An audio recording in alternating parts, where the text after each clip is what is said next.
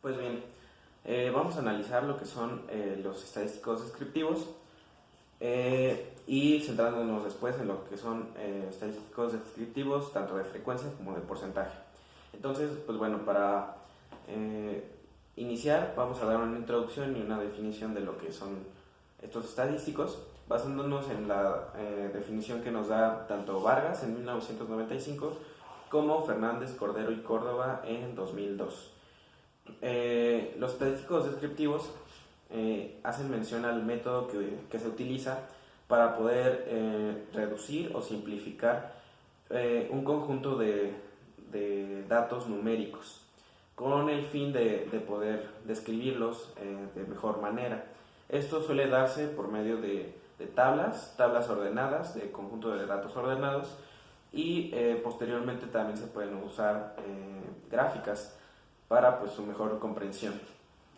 Posteriormente pasamos al de frecuencia, donde nos menciona que de toda la muestra que tenemos va a haber individuos o un sector de esa población, de esa muestra, perdón, donde van a compartir características en común.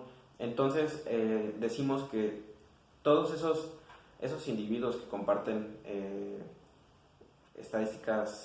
características, o condiciones semejantes, pues va a ser la frecuencia o el número en que se repite esa condición.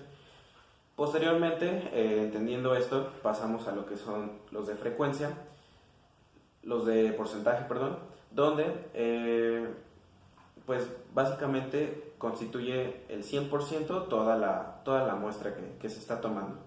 Entonces, de esta forma, dependiendo de las características que se tengan de los investigadores en este caso, pues es que va a constituir esa pequeña parte de toda la muestra, y la suma de todas las características o de todos los grupos diferentes pues va a ser el 100% de la muestra.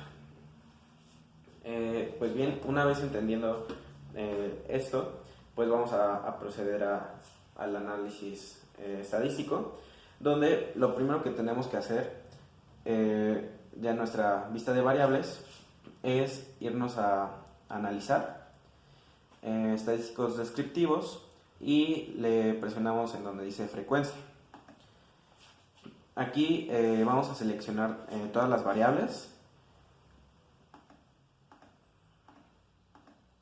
No sé si hay una forma más rápida de hacerlo, pero iré una por una.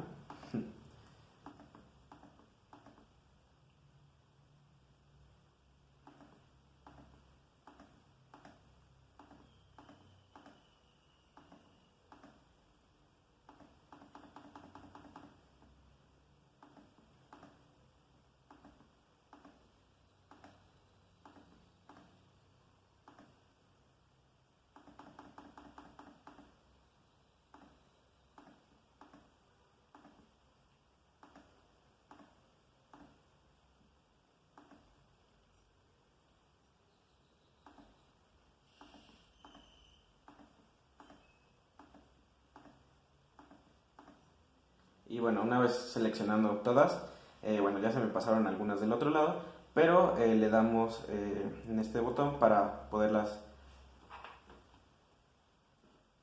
Me faltaron unas.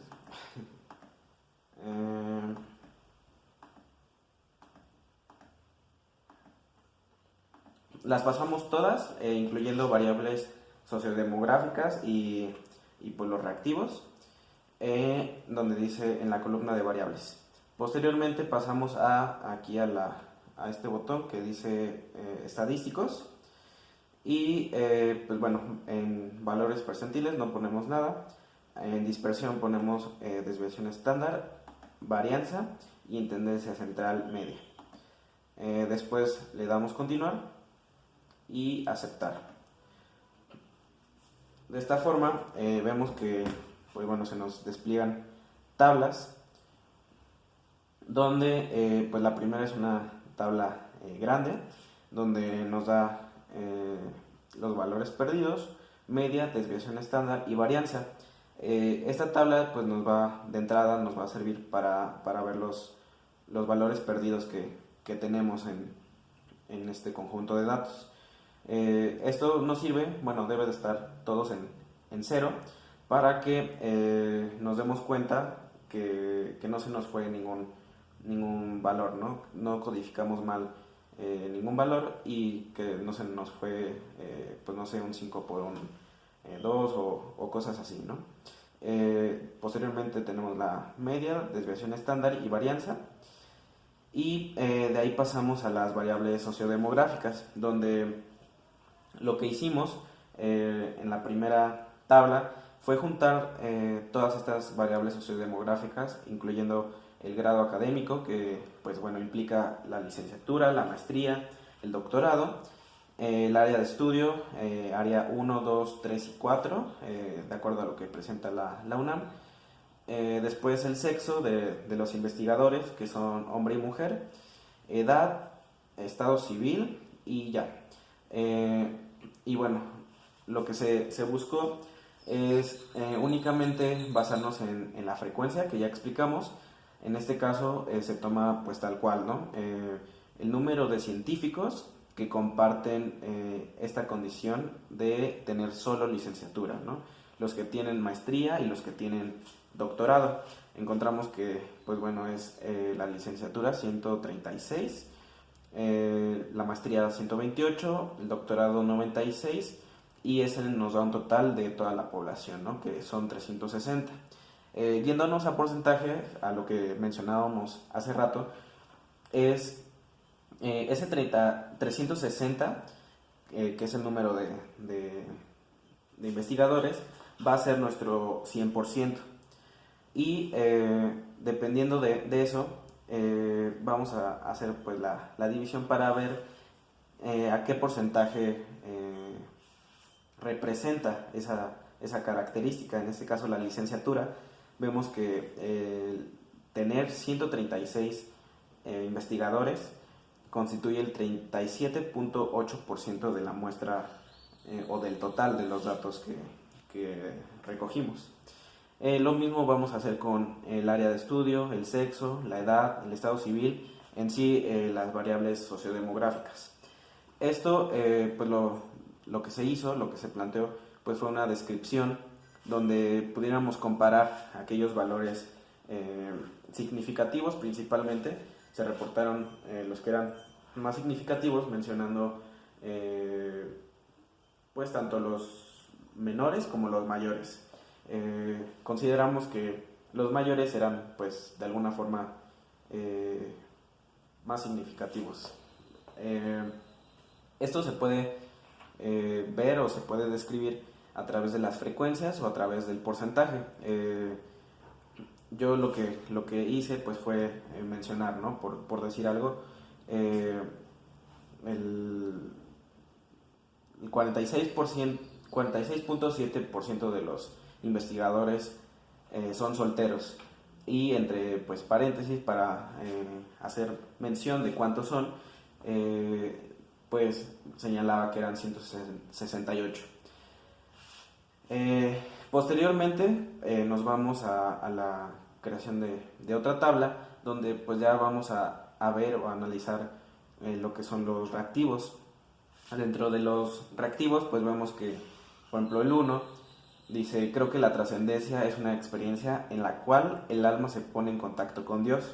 Vemos que nos pone las respuestas de la escala Likert, que es totalmente de acuerdo, ni en desacuerdo y totalmente en desacuerdo. Y aquí igualmente, ¿no? Nos menciona la frecuencia y el porcentaje de cada una de las respuestas, ¿no? Entonces, lo que se hizo fue juntar los reactivos que pertenecían a cada una de la variable dependiente. En este caso, la variable dependiente se divide en tres.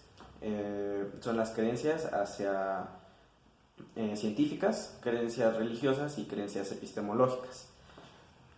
Por tanto, pues bueno, nos colocábamos otra vez en nuestra vista de variables y podíamos ver o corroborar si el reactivo que estábamos observando corresponde a la clasificación que pensamos, ¿no? Que en este caso la variable 1 es creencias religiosas, el 2 creencias científicas, creencias epistemológicas, y bueno, así estaba previamente indicado, ¿no? De acuerdo a lo que estaba midiendo cada reactivo. Entonces, pues bueno, lo que se hizo fue dividir estos reactivos para la creación de 3 tablas por separado, una para creencias científicas, una para creencias epistemológicas y una para creencias religiosas. Entonces, pues bueno, de la misma forma pudimos ver, ¿no? Cuál era la postura de los científicos por medio bueno, de la frecuencia y el porcentaje. Pero aquí algo importante que pues bueno, nos determinaba la tendencia o la postura que mostraban era la media que encontramos en la primera tabla. Aquí vemos que, por ejemplo, en el primer reactivo tiene 3.39. Se considera que, pues bueno, como la escala Likert, ¿no? De 1 a 3 es una postura, en este caso, en contra, en desacuerdo, y posteriormente de 3 a 5 de acuerdo. Entonces, pues vemos que en este caso dice: creo que la trascendencia es una experiencia en la cual el alma se pone en contacto con Dios. Vemos que tienen una tendencia a estar en acuerdo hacia esta afirmación. Entonces, de esta forma se fue analizando cada uno de los reactivos para poder ver cuál era la tendencia que mostraban los investigadores. Y posteriormente, en el análisis que se hizo, en la descripción que se hizo, perdón, pues vemos que se juntaron los grados de acuerdo y en desacuerdo para reducir las respuestas neutras, o las que pues no eran muy, las que no daban ni a un lado ni al otro, ¿no? Entonces, por eso se sumaron por una parte las en desacuerdo totalmente en desacuerdo con desacuerdo, y totalmente de acuerdo con de acuerdo. Entonces, de esta forma, pues bueno, analizamos cada uno de los reactivos y vimos hacia dónde estaban orientadas sus respuestas y cómo es que se relacionaban esos ítems con la postura de los investigadores. Y pues bueno, únicamente fue eso. Con eso concluimos el análisis estadístico descriptivo.